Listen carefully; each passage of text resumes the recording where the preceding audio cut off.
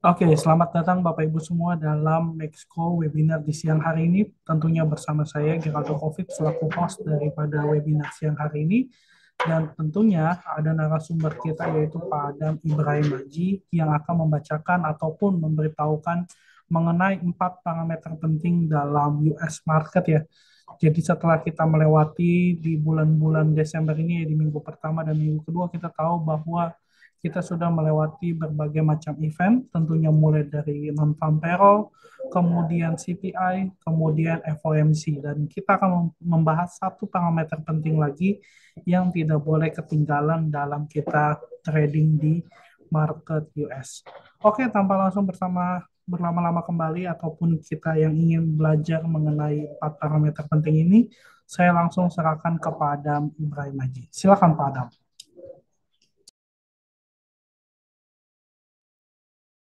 Baik, terima kasih rekan-rekan ya yang hadir lewat YouTube ataupun aplikasi Maxco ya, karena kita pada saat ini memiliki platform dari sisi rekan-rekan mau mengakses webinar itu bisa dari sisi YouTube Maxco Futures. Mungkin saya akan langsung coba share screen ya terhadap apa-apa saja yang perlu kita perhatikan ya tentunya, karena pada saat ini kita dihadapkan adanya potensi liburan yang mana kita tahu bahwa liburan identik dengan yang namanya low liquidity. Jadi ada potensi bahwa spread itu bisa tiba-tiba melebar ketika over the weekend dan juga kalau misalkan terjadi sesuatu hal di luar dari kalender ekonomi di hari weekend, maka berpotensi terciptanya sebuah gap yang cukup besar ya. Jadi kondisi inherent akhir tahun itu sangat tidak mendukung untuk rekan-rekan melakukan trade karena selain low liquidity, banyaknya institusi yang melakukan tutup buku dan lain sebagainya, kita sudah melewatkan beberapa event yang relatif bisa dikatakan cukup hektik ya, di mana di hari Kamis kemarin kita mendapatkan informasi dari 4 bank sentral yang meeting di hari yang sama dan menghasilkan output yang berbeda-beda. Dolar melemah dengan cukup signifikan karena kita tahu bahwa statement dari Jerome Powell itu relatif dovish terhadap kenaikan suku bunga dan terbuka untuk melakukan pendiskusian terhadap pemangkasan suku bunga di meeting berikutnya, which is topik utama yang perlu kita perhatikan nanti di kuartal keempat untuk market US adalah bagaimana Fed mengomentari mengenai pemangkasan suku bunga. Tentu ada beberapa data yang perlu kita lihat ya, karena 4 parameter ini akan erat kaitannya dengan data ekonomi. 4 parameter ini data ekonomi apa saja dan apa saja yang perlu kita perhatikan dari sisi Federal Reserve menanggapi dalam 4 parameter data ekonomi ini ya. Tapi yang jelas mungkin di sini saya akan menginformasikan rangkuman event yang terjadi di sepanjang minggu ini, khususnya di hari Kamis yang lalu berkaitan dengan FOMC meeting ya tentunya. Baik, yang pertama kita tahu bahwa di sini Jerome Powell merupakan seorang chairman yang mengomentari dari sisi outlook kebijakan mengenai suku bunga ke depannya. Bahwa dari sisi Fed itu terbuka untuk melakukan pendiskusian berkaitan dengan suku bunga yang akan dipangkas atau rate cuts. Ini merupakan sebuah statement yang relatif dovish. Kenapa? Karena kita tahu bahwa inflasi di Amerika itu relatif masih tinggi ya, di angka 4% dari sisi core inflation dan 3,1% itu di angka inflation rate ya. Kita bisa lihat bahwa di sini data year on year-nya baik core inflation ataupun inflation itu masih di atas target dari sisi bank sentral itu sendiri ya, which is kalau dari Fed ini angkanya 2%, untuk core inflation itu di angka range 2 sampai 3%.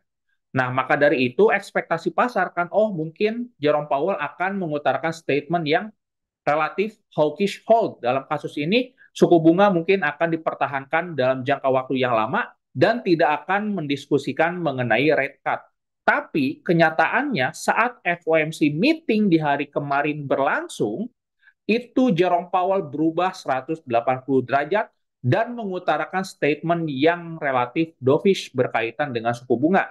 Kita siap kok untuk mendiskusikan pemangkasan suku bunga. Itu kan statement yang berlawanan apa yang pasar ekspektasikan. Maka dari itu dolar melemah dengan cukup signifikan dan impact-nya rekan-rekan bisa lihat ya, gold itu naik dan close di atas 2000 kembali ya. Dan itu merupakan sebuah pertanda bahwa setidaknya kalau emas atau gold itu bertahan di atas 2000 ditambah lagi secara fundamental Fed relatif dovish, maka ada kemungkinan untuk di tahun depan range dari sisi gold itu di sekitar 1980 hingga 2030-an. Itu merupakan sebuah range yang cukup besar dan bagaimana development event ke depannya itu yang akan mempengaruhi sentimen dolar yang akan terspillover terhadap gold. Mungkin selama dolar atau Fed di sini ya relatif dovish dengan terbuka menurunkan suku bunga untuk kedepannya, maka dolar indeks ada potensi kembali revisit ke level 100 dan itu bisa mendorong kenaikan terhadap gold dalam jangka panjang. Ingat, dalam jangka panjang. Dalam sisi teknikalnya, kita pun perlu melihat secara price action itu sendiri. Jangan sampai kita dibutakan oleh asumsi dari sisi pelemahan dolar yang bisa mendorong gold bergerak naik. Tidak seperti itu kita semerta-merta melakukan buy. Tidak, kita harus lihat dulu secara teknikal. Jangan sampai kita melakukan pembelian di harga mahal ataupun penjualan di harga murah atau buy on resistance, sell on support. Jangan seperti itu ya. Kita harus mengintegrasikan keduanya. Katakanlah fundamentalnya mendukung untuk gold bergerak naik. Tinggal kita lihat secara teknikal, jangan sampai kita melakukan pembelian di area resisten. Nanti untuk teknikalnya kita akan diskusikan ya. Tapi mengacu terhadap data di sini, Jerome Powell itu mengutarakan statement yang berkebalikan apa yang diekspektasikan oleh pasar, bahwa pasar ekspektasinya Fed tidak akan terburu-buru mendiskusikan rate cut, dan akan mempertahankan dalam jangka waktu yang lama. Kenyataannya Fed pada saat FOMC meeting terbuka untuk membahas mengenai rate cut, bahkan itu pada saat ini menjadi topik pembahasan di dalam rapat di hari kemarin, which is untuk topik di tahun depan, kuartal pertama Januari. Maka dari itu fokus pasar dan kita lihat terhadap perkembangan data-data ekonomi, 4 parameter yang nanti akan saya jelaskan, dan bagaimana diskusi mengenai rate cuts itu sendiri. Kemudian di beberapa jam berselang, kita mendapatkan informasi dari Bank of England meeting yang berkebalikan dengan Fed bahwa tetap mempertahankan suku bunga, tapi tidak ingin terburu-buru melakukan rate cuts. Ingat, dari sisi Fed itu dovish hold, sedangkan Bank of England itu hawkish hold. Kenapa hawkish hold? Karena Bank of England itu tidak mau terburu-buru melakukan rate cut di 2024. Beda hal dengan Federal Reserve yang tadi saya jelaskan ya rekan-rekan, bahwa di sini rekan-rekan harus melihat dari sisi kacamata makroekonomi, kenapa dolar begitu melemah signifikan dan aset yang lain berlawan dengan dolar, euro, pound sterling, Aussie, New Zealand, Kanada, dan lain sebagainya itu terapresiasi atau menguat cukup decisif. Karena didasari oleh dovish Fed dan juga optimisme dari bank sentral yang lain berkaitan dengan suku bunga tidak akan dipangkas tahun depan, atau jangan terlalu gegabah atau prematur dalam mendiskusikan pemangkasan suku bunga. Dan ini yang terjadi, rekan-rekan bisa lihat ya, pair pound sterling US dollar di hari Kamis kemarin itu menjadi best performer currency. Seperti itu. Dan ini merupakan salah satu kejutan juga rekan-rekan. Kita tahu bahwa kalau rekan-rekan selalu mengikuti webinar kami ya membahas Bank of England, itu selalu kalau misalkan Bank of England melakukan meeting, bearish pound sterling itu bisa dipastikan. Kenapa? Karena yang satu voting A, yang satu voting B. Yang satu naikin 25, yang satu 50. Ada yang satu tidak usah naikin sama sekali. Itu merupakan sebuah ketidakseragaman yang terjadi di Bank of England, tapi kali ini di akhir tahun Bank of England cenderung mengiyakan apa yang pasar ekspektasikan, bahwa mereka tidak akan terburu-buru melakukan rate cut dan tidak akan melakukan pembahasan atau pushback mengenai pembahasan dari rate cut di 2024 yang lalu. Nah, bagaimana dengan ECB, Pak Adam? Nah, ECB pun sama ya di sini, bahwa Christine Lagarde bahwa tidak mendiskusikan mengenai rate cut. Ini merupakan sebuah pengumuman yang benar-benar membuat dolar semakin melemah dan euro mendapatkan traksi penguatan karena adanya perbedaan atau divergensi antara Fed dengan ECB ataupun bank sentral lainnya. Sejalan dengan itu membuat dolar pada saat ini turun ke level 102. Lalu pandangan Pak Adam seperti apa? Apakah dolar ada potensi melakukan kenaikan atau akan melanjutkan penurunan? Kita akan bahas secara teknikal pada saat ini sebelum keempat parameter yang nanti saya akan jelaskan. Nah, ini untuk dolar indeks ya. Kita tahu bahwa di sini terjadi penurunan yang signifikan ya ketika rilis data FOMC di sini ya. Dan juga di hari kemarin itu terjadi follow through yang cukup signifikan ya di hari Kamisnya tentunya. Ini menanggapi adanya sebuah asumsi bahwa dolar ada kecenderungan untuk turun revisit ke level 100 dalam jangka panjang loh ya. Saya tandai warna biru ini hingga Januari tanggal 1 ya, which is ini di awal tahun ya. Kita lihat dolar seperti apa perkembangannya. Kalau menurut pandangan saya selama dolar tidak bisa menembus kembali 103, maka kecenderungan bergerak turun adalah suatu hal yang esensial, apalagi kita didukung oleh parameter Fed yang akan terus mendiskusikan mengenai pemangkasan suku bunga.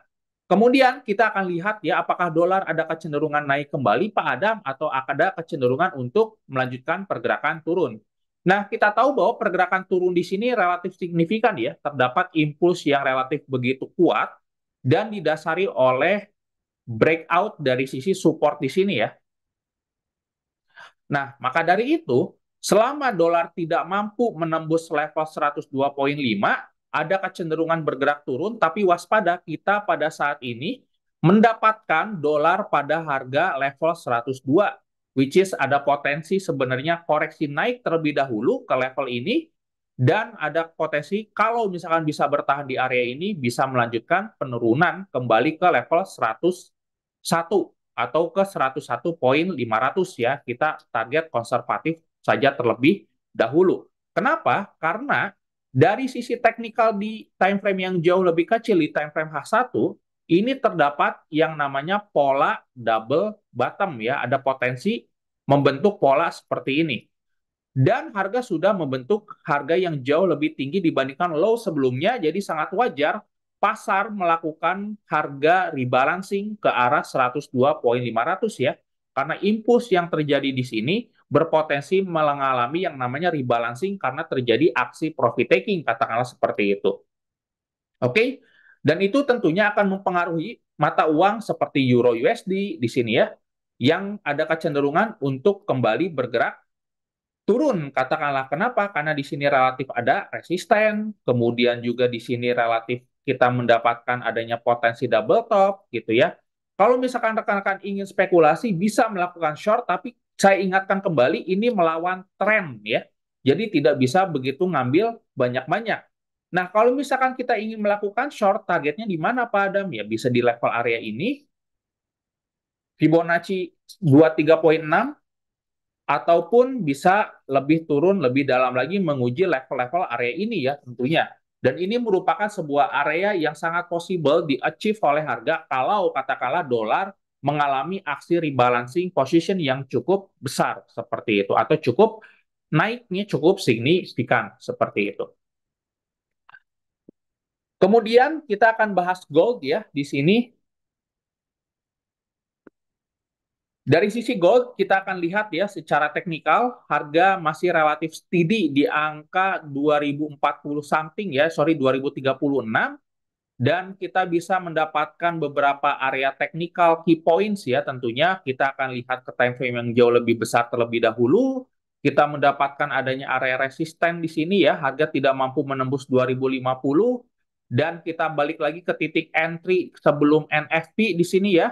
Dan ini ketika terjadinya FOMC tentunya yang impulsif seperti ini, kita akan lihat ya secara teknikal di time frame yang jauh lebih kecil sebenarnya dari sisi gold itu sendiri masih relatif steady di sekitar range area kotak ini yang saya tandai. Kenapa? karena ini merupakan sebuah area compression atau area sideways movement yang mana pasar identik dengan yang namanya wait and see terlebih dahulu terhadap event yang kemungkinan besar terjadi. Dan pada malam hari ini kita akan mendapatkan data yang berkaitan dengan ISM dan juga industrial production masing-masing di jam 9.15 dan jam 9.45. Which is ini bisa menggerakkan dolar dengan cukup signifikan karena kembali lagi bahwa topik utama pada saat ini berkaitan dengan US dollar data. Nah sekarang kalau misalkan ditanya 4 parameter itu apa saja Pak Adam? Oke, kita akan bahas ya dari sisi 4 parameter. Mungkin saya di sini akan menggunakan dari sisi notepad ya agar rekan-rekan bisa melihat secara jauh lebih gamblang seperti itu. Oke, yang pertama, rekan-rekan harus memantau mengenai data ekonomi yang berkaitan dengan inflasi, khususnya dari sisi core inflation. Kenapa core inflation? Karena Jerome Powell saat FOMC meeting berlangsung itu mengomentari mengenai nilai core inflation. Tentunya core inflation ini merupakan data ekonomi yang relatif diperhatikan karena di luar sektor energi, makanan, dan minuman yang which is kalau misalkan kita mengacu terhadap harga bensin, makanan, dan minuman, itu kan fluktuasi harganya relatif cukup volatile. Jadi tidak begitu relevan mengukur tingkat spending dan juga konsumsi dari sisi masyarakat US itu sendiri. Jadi untuk core inflation sederhananya aktivitas spending dan juga konsumsi di sektor barang dan jasa di luar dari sektor energi dan juga makanan minuman seperti itu. Kemudian yang kedua, kita harus memperhatikan yang namanya pasar tenaga kerja atau labor market. Nah, labor market ini identik dengan data NFP, kemudian unemployment, kemudian juga average hourly earnings. Oke, kenapa average hourly earnings di sini diperhatikan?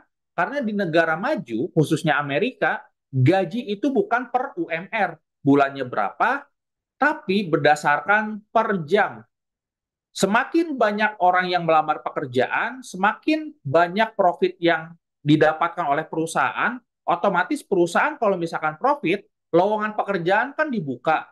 Banyak orang yang tadinya tidak bekerja jadi bekerja. Otomatis itu akan mempengaruhi pendapatan per jamnya. Karena kalau misalkan perusahaan profit, tidak segan-segan dong untuk memberikan bonus terhadap karyawan yang bagus kinerjanya, kemudian menaikkan upah per jamnya. Itu ada suatu hal yang sangat dimungkinkan kalau aktivitas investor dari perusahaan yang profit ini itu bisa meningkatkan dari sisi labor market.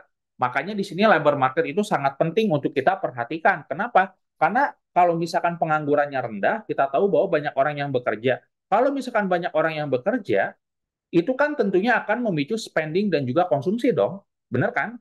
Kalau misalkan memicu spending dan juga konsumsi, yang tadinya mereka tidak belanja jadi belanja, yang tadinya tidak traveling jadi traveling, yang tadinya tidak ngambil kredit jadi kredit gitu ya. Ekonomi kan gerak, otomatis inflasi juga akan naik. Kenapa? Karena roda ekonomi itu bekerja. Jadi roda ekonomi itu digerakkan oleh pasar tenaga kerja. Pasar tenaga kerjanya melambat, ekonomi juga melambat, inflasinya juga melambat, seperti itu. Tapi kalau misalkan labor market atau pasar tenaga kerjanya kuat, cepat, kemudian juga robust, maka ekonomi gerak, inflasi juga akan naik. Makanya di sini labor market itu data ekonomi yang memberikan kontribusi besar terhadap inflasi seperti itu. Kemudian karena kita tahu bahwa dari sisi pasar tenaga kerja ini akan memicu spending, kita memantau yang namanya consumer activity. Nah, consumer activity ini tentunya terefleksikan dalam data personal income dan personal spending. Ini merupakan parameter yang mengukur terhadap consumer activity. Kemudian juga dari sisi PCE, ya, ini mengukur dari tingkat konsumen dari sisi pengeluaran ya, karena kita tahu bahwa PCE itu merupakan kepanjangan dari Personal Consumer Expenditure, jadi pengeluaran konsumen dari sisi sektor barang dan juga jasa, seperti itu. Kemudian juga ada retail, hmm, retail sales atau penjualan retail. Ini merupakan aktivitas konsumen yang perlu rekan-rekan perhatikan. Kenapa? Karena kalau misalkan pasar tenaga kerja di sini kuat, otomatis akan mempengaruhi consumer activity. Mereka yang menerima gajinya cukup besar, apalagi dapat bonus, kemudian penganggurannya rendah, ini akan mempengaruhi nilai-nilai yang ada di sini. Personal income, personal spending itu merupakan sebuah parameter yang sangat-sangat berpotensi membuat pergerakan cukup volatile. Makanya nanti di minggu depan, hari Jumat, itu akan rilis data personal income dan spending. Jadi untuk per efektif trading itu sebenarnya hingga minggu depan. Minggu terakhir tidak begitu efektif karena spread sudah mulai melebar, karena likuiditasnya menurun, volumenya turun, banyak institusi yang liburan dan tutup buku, maka dari itu nanti kita akan menarik untuk memantau data yang berkaitan dengan personal income dan juga spending di minggu depan. Seperti itu. Kemudian, katakanlah perusahaan di sini mengalami profit, tentunya itu kan akan berdampak terhadap pasar tenaga kerja. Nah, untuk kita tahu bahwa dari parameter yang keempat ini berdasarkan investor activity, itu biasanya memantau data PMI dan juga ISM ya. Tapi yang perlu kita pantau adalah dari sisi PMI. Kenapa PMI? Karena kepanjangan dari PMI itu kan Purchasing Manager Index. Ingat, ada kata manager index ya, manager. Jadi manajer di sini dari sisi perusahaan itu bertanggung jawab terhadap yang pertama, apakah bahan baku perusahaan perlu ditambah atau tidak? Yang kedua, apakah perusahaan perlu menaikkan harga atau tidak? Yang ketiga, apakah perusahaan perlu menambah lowongan pekerjaan atau tidak, menambah bonus untuk karyawan atau tidak, menambah ataupun merekrut karyawan atau tidak, itu bagian dari PMI. PMI ini banyak parameternya. Apakah bahan baku perlu ditambah atau tidak? Tentunya kalau misalkan rekan-rekan punya perusahaan, bahan bakunya perlu ditambah, berarti kan perusahaan rekan-rekan profit dong, betul nggak? Karena ada permintaan yang banyak, kemudian kita perlu mengadakan bahan baku yang banyak juga untuk mengimbangi permintaan ini. Nah, maka dari itu, karena perlu bahan baku yang cukup banyak ditingkatkan, rekan-rekan juga melakukan yang namanya pembukaan lowongan dong. Kalau misalkan yang di sini punya usaha, benar nggak? Nah, kalau misalkan usahanya dibuka seperti itu, otomatis kalau misalkan lowongan pekerjaan dibuka, perlu menambah tenaga kerja atau employment, banyak orang yang bekerja, otomatis itu akan mempengaruhi dari sisi gaji, benar nggak? Atau bonus karyawan, atau di sini unemployment-nya turun. Kalau misalkan di sininya turun, karena kita tahu aktivitas investornya kuat, labor marketnya juga diikuti kuat, otomatis akan mempengaruhi consumer activity. Seperti itu. Jadi empat parameter inilah yang kita pantau pada saat ini, dan untuk di tahun depan, di kuartal keempat, fokus utamanya itu masih terhadap inflasi dan bagaimana Federal Reserve atau The Fed membicarakan mengenai rate cut itu sendiri. Tentunya kita perlu memantau data ekonomi yang berkaitan dengan dan data ekonomi yang memberikan kontribusi terhadap inflasi yang sudah saya sebutkan seperti labor market, consumer activity, dan juga investor activity. Rekan-rekan bisa breakdown sendiri, cari data yang berkaitan dengan tiga parameter ini, karena tiga parameter inilah yang memberikan kontribusi terhadap inflasi, dan inflasi inilah juga akan tercerminkan dalam nilai GDP tentunya, seperti itu. Oke, sudah cukup jelas mungkin ya rekan-rekan. Jadi untuk dari sisi pasar gold, kemudian juga dolar dan juga euro sudah kita bahas. Kalau rekan-rekan ingin membahas request silahkan ya. Dan kita juga di sini terbuka untuk melakukan yang namanya mapping. Jadi kalau misalkan rekan-rekan ingin request pair silahkan. Tapi kalau misalkan tidak ada, mungkin saya akan coba kembalikan ke Pak Aldo terlebih dahulu ya. Siapa tahu di YouTube ataupun di aplikasi Maxco banyak yang bertanya ya, karena untuk di Zoom pada saat ini tidak akan banyak partisipan yang ikut karena yang pertama itu mereka agak sukar untuk login ya, tapi mereka juga banyak yang ikut dari sisi YouTube itu sendiri. Mungkin saya akan serahkan kembali ke Pak Aldo ya. Oke, thank you Pak Adam untuk penjelasannya. Jadi Pak Adam ini sudah menjelaskan 4 parameter penting ya, yang kita tahu bahwa ada dari inflation. Inflationnya itu pasti akan membahas mengenai dari inflasi itu sendiri ya, titik pentingnya itu seperti apa. Baru masuk ke data tenaga kerjaan yaitu labor market, yang ketiga consumer, dan yang keempat investor activity.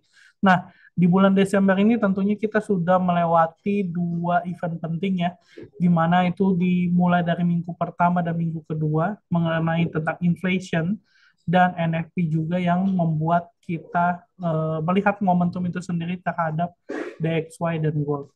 Kali ini pastinya akan di minggu ketiga mulai masuk ke consumer activity dan investor activity. Dan saran saya kalau sudah mulai mendekati Natal dan Tahun Baru, kita mulai mengecilkan volume trading kita ya, karena kita tahu pada momen tersebut banyak bank yang mengalami libur, kemudian juga tidak banyak aktivitas dalam market itu sendiri, banyak orang mengambil duitnya dalam bentuk cash, jadi kita harus menjaga aset kita supaya kita tidak greedy di saat yang tidak tepat. Oke, itu aja mungkin sambil saya cek dulu pertanyaan dari teman-teman di YouTube apakah sudah ada yang bertanya. Oke ya, kalau misalnya saya lihat di sini belum ada, tapi saya rasa sudah cukup. Terima kasih Pak Adam untuk siang hari ini. Pak Adam sudah menjelaskan dari awal sampai akhir. Dan terima kasih juga untuk teman-teman di YouTube yang sudah stay dari awal sampai di akhir. Dan juga teman-teman di Maxco Apps. Dan juga teman-teman yang join di Zoom hari ini. Dan kita akan bertemu kembali, masih ada minggu depan tentunya ya, kita membahas market review yang ketiga. Nanti kita akan membahas itu di YouTube, dan untuk teman-teman yang ingin mendapatkan konten menarik seputar materi-materi trading ataupun live analysis, teman-teman bisa like dan subscribe channel ini agar teman-teman tidak ketinggalan semua mengenai edukasi pada siang hari ini. Oke, sekali lagi saya mengucapkan terima kasih untuk narasumbernya Pak Adam Ibrahim Haji, dan sampai jumpa di minggu depan. Bye-bye.